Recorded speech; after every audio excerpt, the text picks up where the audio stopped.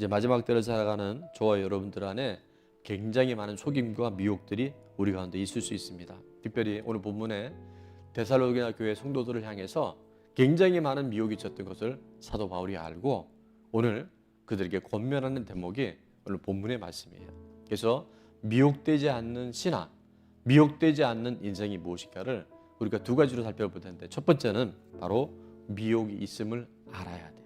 3절 상반절에 보니까 누가 어떻게 하여도 너희가 뭐가 되지 마라, 미혹되지 말라 말씀해요. 두려워하지 말라는 말씀을 왜 주셨을까요?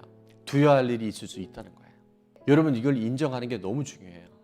우리 인생에는 염려할 일이 있고 걱정할 일이 있을 수 있고 미혹될 일이 있다는 것을 우리가 인정하기 시작할 때 새로운 하나님의 길이 열려주고 하나님의 회복의 역사들이 있게 될 줄 믿습니다.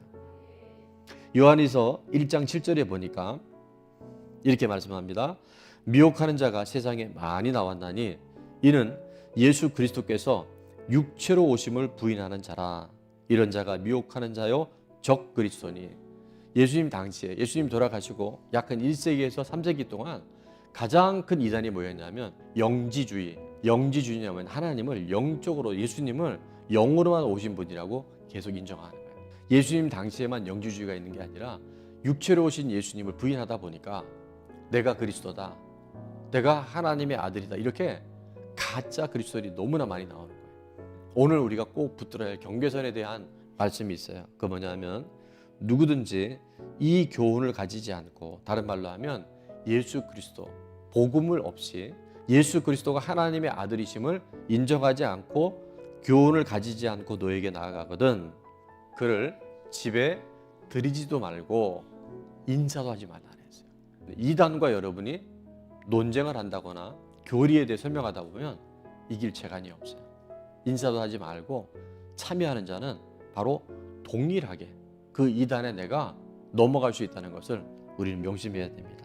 두 번째, 미혹되지 않는 신앙, 말씀과 기도로 깨어 있어야 합니다.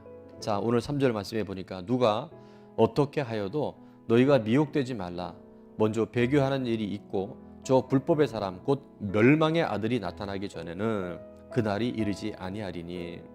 말씀을 알면 미혹이나 거짓 것들에 대해서 우리가 분별할 수 있게 된다니까요.